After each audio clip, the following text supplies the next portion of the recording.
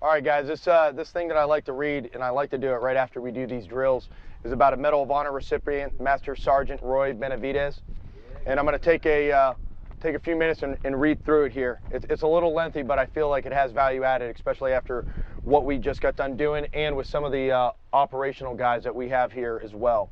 And whether you're operational or not, it's always, like Travis said earlier, excelling to that next point. You will not be defeated. It's that mindset. As the medevac chopper landed, the wounded were examined one by one. Staff Sergeant Benavidez could only hear what was going on around him. He had over 37 puncture wounds. His intestines were exposed. He could not see. His eyes were caked in blood and unable to open. Neither could he speak, his jaw broken, clubbed by a North Vietnamese rifle. But he knew what was happening, and it was the scariest moment of his life, even more so than the earlier events of the day. He lay in a body bag, bathed in his own blood. Jerry Cottenham, a friend, screamed, "That's Benavidez. Get a doc." The doc arrived and placed his hand on Roy's chest to feel a heartbeat.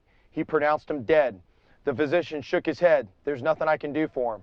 As the doctor bent over to zip up the body bag, Benavidez did the only thing he could think of to let the doctor know he was alive. He spit in the doctor's face. The surprised doctor reversed Roy's condition from dead to, "He won't make it, but we'll try." So again, what sucks now is I've got a guy working on me who doesn't really believe that he can fix me. So again, as medics out on a battlefield, we've got to work it as hard as we can, and I know some of you guys already do that. A 32-year-old Texas sharecropper had just performed for 6 hours one of the most remarkable feats in the Vietnam War. Benavidez, part of and I'll probably mispronounce this, Yaqui Indian and a part of Mexican, was a seventh grade dropout and an orphan who grew up taunted by the term dumb Mexican. But as Ronald Reagan noted, if the story of what he accomplished was made into a movie, nobody would believe it if it really happened.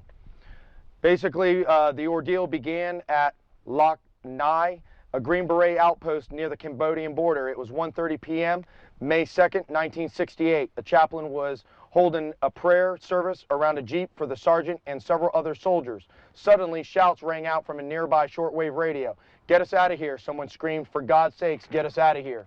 The 12-man team consisted of Sergeant First Class Leroy Wright, Staff Sergeant Lloyd Frenchy Masucio, Specialist 4 Brian O'Connor, and 9 Nung tribesmen monitoring enemy troop movements in the jungle had found itself surrounded by North Vietnamese Army Battalion. So that's a lot of guys. Without orders, Benavidez volunteered so quickly that he didn't even have time to bring an M16 when he dashed for the helicopter, preparing for a rescue attempt. The sole weapon he carried was a Bowie knife on his belt. "I'm coming with you," he told the 3 crew members. Airborne, they spotted soldiers in a tight circle. A few hundred enemy troops surrounded them in the jungle within some 25 yards off the Americans' positions. The chopper dropped in low, ran into wither and fire, quickly retreated, spotting a small clearing 75 yards away. Benavidez told the pilot, "Over there, over there."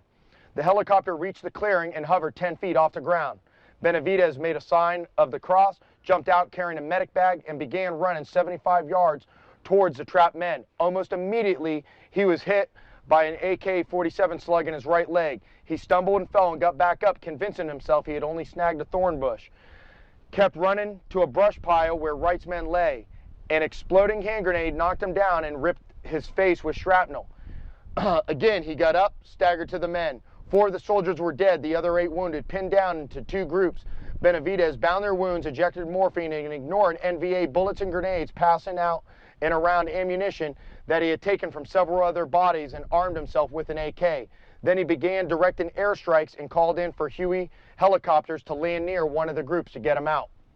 While calling in air support, he was shot again in the right thigh, his second gunshot wound. He dragged the dead and wounded aboard. So he's got 2 injuries to his legs, and he's still dragging wounded aboard. The chopper lifted a few feet off the ground and moved towards the second group. Benavidez, running beneath it, firing his rifle he had picked up, he spotted the body of a team leader, Sergeant First Class Wright.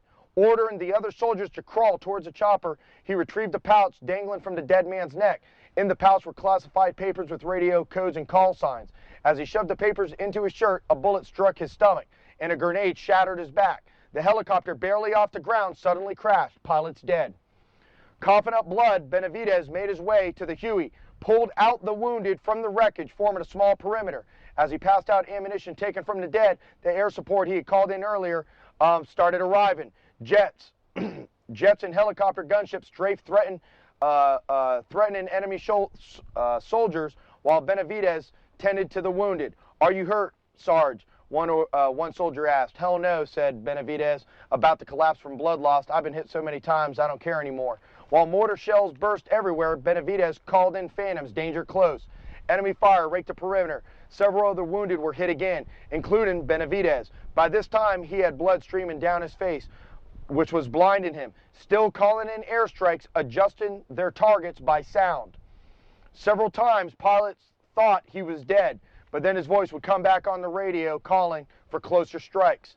Throughout the fight, Benavidez basically made signs of the cross so many times his arms were getting tired from doing, because he was a devout Catholic. Finally, a helicopter landed. "Pray and move out," Benavidez told the men as he helped each one aboard. He carried a seriously wounded Frenchie Masuccio over his shoulder, but a fallen NVA soldier stood up, swung his rifle, and clubbed Benavidez in the head. Benavidez fell, rolled over, got up. Just as a soldier lunged forward with his bayonet, Benavidez grabbed it, slashing his right hand. He pulled the attacker toward him. His left hand drew his knife out, and he stabbed the NVA, but not before the bayonet poked completely through his left forearm. Benavidez dragged Masuccio to the chopper. He saw two more NVA materialize out of the jungle. He snatched a fallen AK-47 rifle, shot both. Benavidez made one more trip in the clearing, came back with a Vietnamese interpreter. Only then did the sergeant let one of the others pull him aboard the helicopter. Blood dripped from the door of the helicopter, lumbered into the air. Benavidez was holding his intestines with one hand.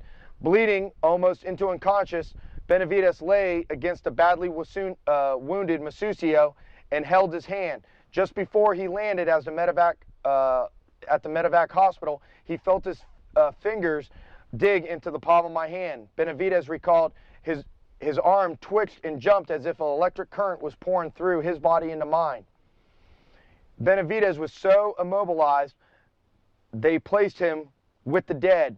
Even after he spit in the doctor's face, he was then taken from the body bag and was considered a goner. Benavidez spent almost a year in hospitals to recover from his injuries. He had several major gunshot wounds, 28 shrapnel holes. Both arms had been slashed by bayonets. Benavidez had shrapnel in his head, scalp, shoulder, buttocks, feet, legs. His right lung was destroyed. He had injuries to his mouth and his back and his head from being clubbed with the rifle butt. One of the AK-47 bullets had entered his back, exiting just beneath his heart. He had won the battle and lived. When others were told about the battle was extremely awesome and extraordinary, he replied, "That's just my duty." Basically what happened was he was, because his commander didn't think he was going to live, they gave him the Navy Cross. It was like one of the fastest things to give somebody back then. They thought he died. When people realized he actually lived, and his commander realized that he lived, he was like, you're telling me Roy's still alive? They basically had retyped it up, and President Reagan in 1988 gave him the Medal of Honor. The important thing of why we do what we do out here, why Travis and I spend so much time doing shit that people normally don't like to do, getting into odd positions, moving the way we do, trying to stay dynamic, trying to drive those guns up as fast as we can, trying to keep things within reason. We sat out here and practiced a bunch of stuff that I guarantee most people don't practice. This class is not about doing what you like to do. On day one, we said it's about doing what you generally don't like to do, what we're not good at. You never know what circumstance you're going to find yourself in. Yes, some of you are military, so you can take this and you can decide how ironclad you want to make yourself. Remember, you're not dead until somebody else above you turns out those lights. You keep fighting, you keep killing as many people as humanly possible. That's your drive, that's your goal. Because the life you may save might actually be mine out on the battlefield because you smoke checked a few more guys downrange.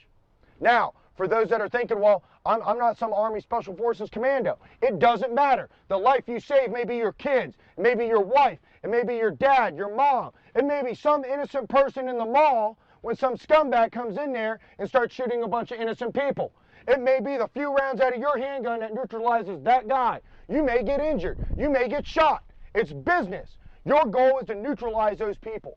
And that's what this stuff is about. That's why we're out here. That's why you guys are out here. That's why you guys are advanced shooters, because you're willing to come out here and push yourself harder. You're willing to push yourself to those failure points that we bring up. Most people don't want to push themselves to failure because then we don't look good, but then you never get better. You know, they say that amateurs train until they get it right. Professionals train until they get it wrong. And that's what we're doing. You guys are professionals.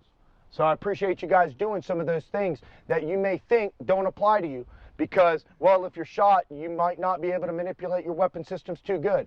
Just think about what I read right there and just remember, man, you're Superman. You're King Kong. Until the day you die. Until the day you die. Now, do you think Master Sergeant Roy Benavides ever thought he'd be in that type of situation? Hell no. But he was. And it can happen to anybody here. So we prepare for the worst, and that's why shooting starts in the mind, because obviously that man was mentally prepared no matter what. He fought through to the death, and he almost did. So that's why we take so much pride in what we do, and again, that's why we're all out here. So you're a special breed, you're a special personality to take the advantage of this type of training and to be that personality, as like myself and Justin talked about last night. You know, you've got your guys that are hobbyists and adventurers, you got your guys that just have to do it as a job, you got your operator door kicker types, and then you've got that classification of person that can be any one of those four, but they're hardcore, die-hard passionate about what we do because we understand the consequences, and that's what we want to be. Great job today. We're going to break, come back out. We still have more to do, a lot more to do. Thanks, guys.